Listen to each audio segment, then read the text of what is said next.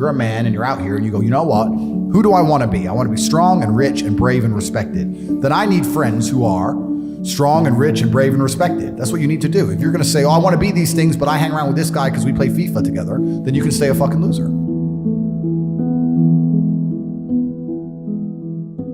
I don't have time for brokies. I don't have time for sad people. I don't have time for unlucky people. I don't have time for someone who's complaining. I don't have time for negativity. I don't have time. I'm so ruthless. If I knew a dude who always had a cold, I wouldn't talk to him anymore. You're too sick. I don't like it. Yeah. My circle is winners. Everyone around me is a winner. No matter what bad happens in our lives, we win. And it's amazing to me that people understand that you are the sum of the 5 people you spend most time with, 100%. But then they don't curate their circle. No. They'll go, yeah, I understand that part. And then they'll still hang around with a bunch of fucking losers.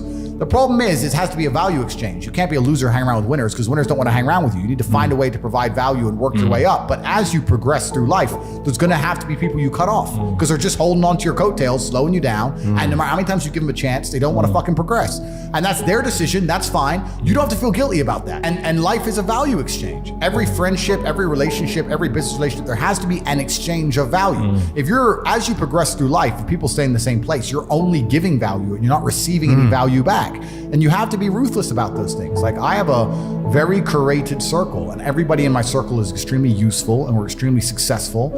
And it's a very motivating thing. If you're in a room full of ice cream experts and all they talk about is ice cream, how to move ice cream, how to sell ice cream, different flavors of ice cream, how you make ice cream, you're gonna learn a lot about ice cream. If you're in a room full of people who are billionaires, and guess what they're talking about? Money. And guess what you're gonna learn about? Money.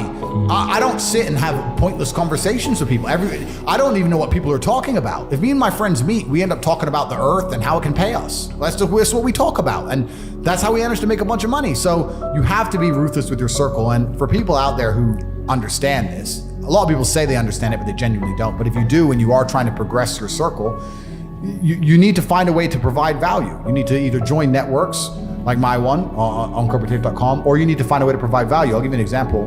In Romania, I was driving and I went to a town called Cluj. It's a very small town. I went in a nice car and a kid came up to me and he said, I run the car spotting page and we take pictures of the Ferraris and Lamborghinis. Can I take a picture? It's like, yeah, sure. And anyway, he took a picture of it and then he gave me his business card and he said, I just want you to know, I don't even like cars. I just knew the best way for me to meet rich people is to take photos of nice cars. It's a great story. I was like, you're smart. I hired him. I'm not surprised. He works for me. Yeah, he still works for me for this day. Yeah. He was smart enough to go, well, where's the money over there? Yeah. How do I get close to the money? Oh, they don't want to talk to me. But if I take cool photos of his car, he might want to talk to me. You have to find a way to provide value to people. Yeah. If you provide value and it's a value exchange, you'll do good. But yeah, I say this to people and they go, oh, but my friend, and we have a good time together. Well, if you're going to prioritize your friends by drinking and having fun, then you're gonna have a bunch of fucking loser friends. That's your life, and that's your life to live. It's fine. Don't complain when the NHS are on strike and you can't get seen, and I'm in a private hospital in fucking Saudi. That's your problem. You have to just make your decisions in life and live true to them. But creating a circle is ultra important, and it's not just important financially. It's also important for your entire life and your mindset as a whole, because it's amazing, especially amongst men. We never want to be the poorest person in the room.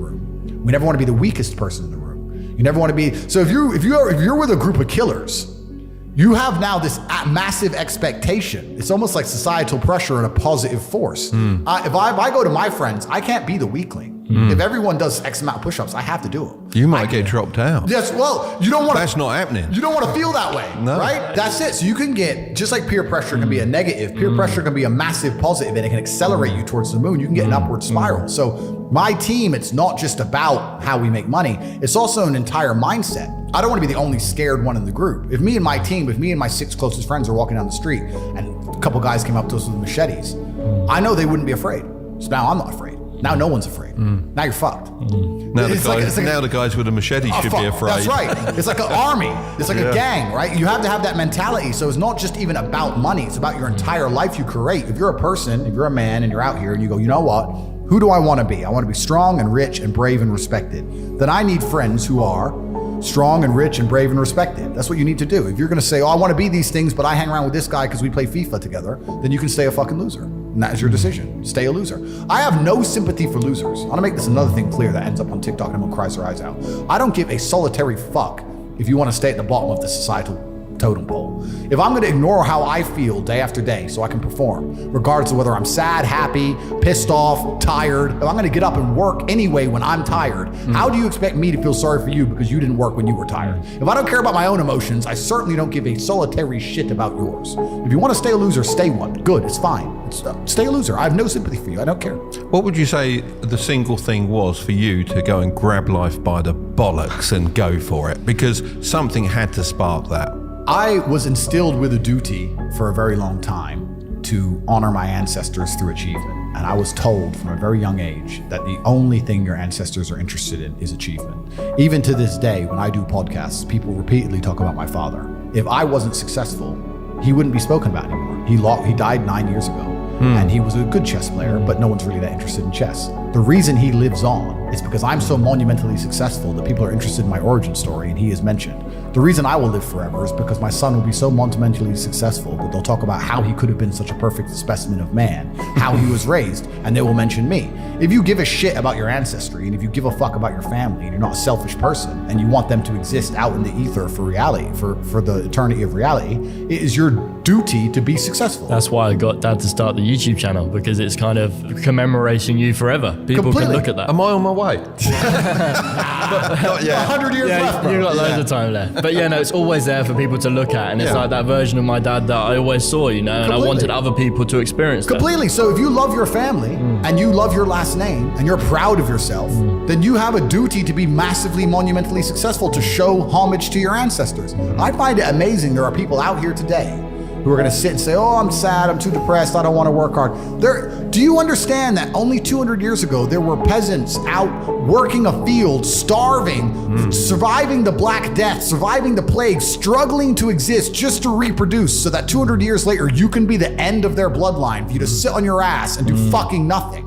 You're like, well, you're a fuck up. You're fucking up your entire bloodline of your entire ancestry. You owe these people things. They went through hell for you to exist. You have a debt, you have a duty to pay. You have to be the best possible version of yourself. And the same to God. God loves people who try. God loves people who work hard. It's amazing if you try your very best all the time, what God will give you. He'll give it to you, anything you want, if you actually try. Not convincing yourself you try, actually try. They're different things. But yeah, I was instilled with this because from a young age, my dad said, you're a Tate. And Tates are the greatest people on the face of the planet. And there's gonna be a day I'm not here anymore, and they're gonna talk about me because of how fantastic you are. So go do your fucking job. And I said, yes, sir. And here I am.